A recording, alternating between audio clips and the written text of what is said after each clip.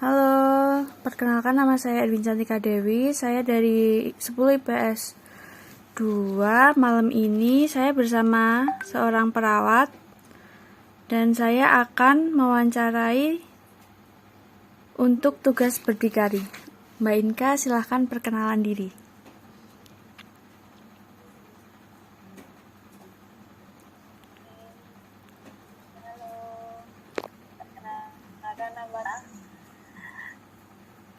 Tinggalnya di Berbah, Ya. di Agung Sleman. Saya perawat, lulusan dari Stikes Batas Jayakum, jurusan keperawatan, profesi nurse. Saat ini saya kerja sebagai seorang perawat di salah satu rumah sakit swasta di Jogja. Ya. Belum terlalu lama sih, baru 1 tahun. Gitu. Langsung lanjut ke pertanyaan ya, Mbak. Oke. Pertanyaan yang pertama, bagaimana proses mendapatkan pekerjaan saat ini? Oke. Mendapatkan pekerjaan saat ini ya. Iya. Aku baru aja bekerja jadi seorang perawat. Ini pekerjaan pertamaku.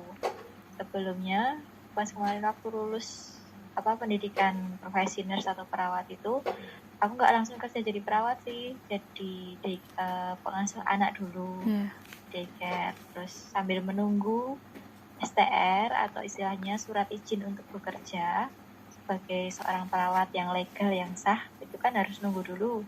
Nah, sambil nunggu itu aku kerja di bidang yang lain, di pengasuh anak, di daycare. Terus setelah STR-ku keluar, baru aku bisa daftar sebagai perawat yang sah seperti itu di rumah sakit.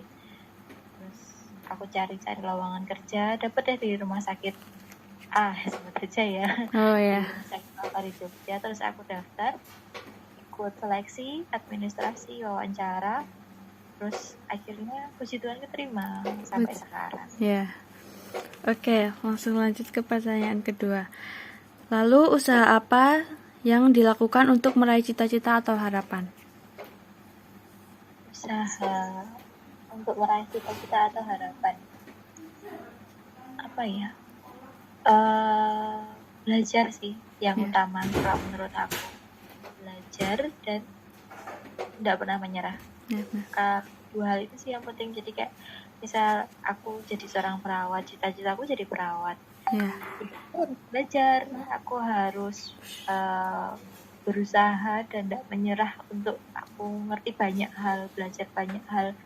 Tidak mudah merasa puas kalau sudah tahu A terus sudah merasa hebat, itu enggak. Tapi gimana aku bisa tahu B, bisa tahu C, bisa tahu banyak hal selain yang sudah aku tahu. Itu sih. Ya. Oke, lanjut. Lalu hal apa saja yang membuat semangat atau menjadikan diri kita kuat dalam meraih pekerjaan? Kalau buat aku, yang membuat aku kuat untuk meraih pekerjaan, pertama pasti Tuhan. Yang kedua pasti dukungan orang tua dan teman-teman, orang di sekitarku sih. Mereka tidak pernah berhenti untuk sekedar bilang semangat ya. Nah, itu kekuatan yang lebih buat aku gitu. Kalau aku mau berhenti, ya mereka yang nyemangatin aku. Ayo, kamu belum selesai loh tugasmu, kamu langkahmu belum selesai, kamu belum tercapai, dikit lagi ya, semangat. Itu sih ya. Ya. Oke, lanjut. Lalu perjuangan yang berkesan selama ini? Selama bekerja? Iya. Apa ya? Yang paling berkesan selama aku bekerja mungkin bukan pas bekerjanya ya, tapi kayak proses menuju bekerja. Jadi dulu kan aku praktek dulu sebelum jadi seorang perawat. Di kuliah tuh nggak cuma materi tok, secara teori tok gitu, tapi kita juga belajar praktek di rumah sakit, magang lah istilahnya. Setiap semester pasti ada magangnya. Di semester akhir waktu itu yang paling berkesan itu ketika aku ada di stase yang namanya jantung, stase ya masalah jantung, paru-paru gitu kan, organ paling penting di tubuh kita. Aku senang belajar jantung, aku bisa belajar banyak, dan di situ aku bisa melihat sendiri seorang pasien yang sakit jantung gitu kan. Ketika dikasih obat yang tepat, sesuai teori yang kita dapat di kampus, terus habis itu kita praktekkan di mana rumah sakit gitu kan, di Ya. pas magang itu aku melihat gitu loh, dari awal dia sakit masuk kondisinya sangat tidak baik sampai akhirnya kita beri asuhan keperawatan, kita beri perawatan yang tepat sesuai teori gitu kan, Ya. sesuai keadaan pasien, dan akhirnya sembuh gitu loh. 1 bulan aku praktek di situ bisa melihat yang sakit menjadi sembuh, itu Ya.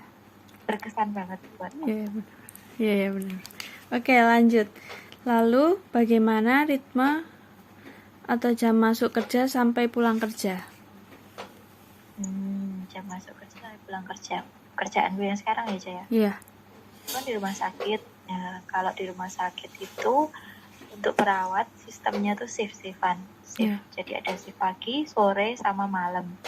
Ini untuk cara bekerjanya ya. Jadi kayak shift pagi itu dari jam 7 pagi sampai jam 2 siang. Terus shift siang jam 2 sampai jam 9 malam.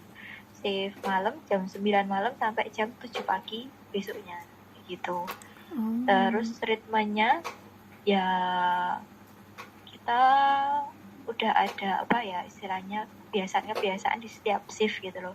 Jadi kalau pagi, jaga pagi itu pasti kita, ya namanya perawat ya, itu kan memenuhi kebutuhan pasien yang tidak bisa dia lakukan sendiri selama sakit. Jadi kayak ganti spray itu kebiasaan tiap pagi. Terus habis itu nanti memberikan obat sesuai terapi yang diberikan dokter.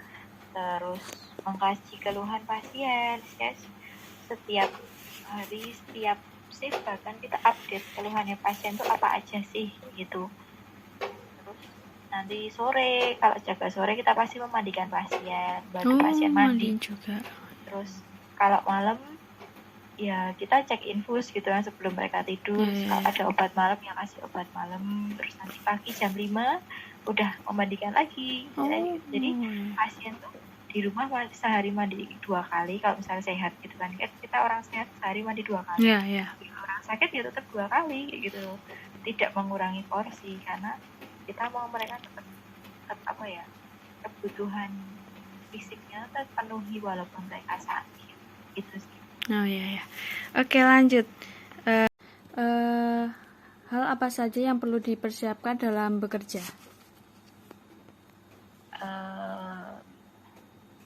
Secara perawat nih, atau perawat ya.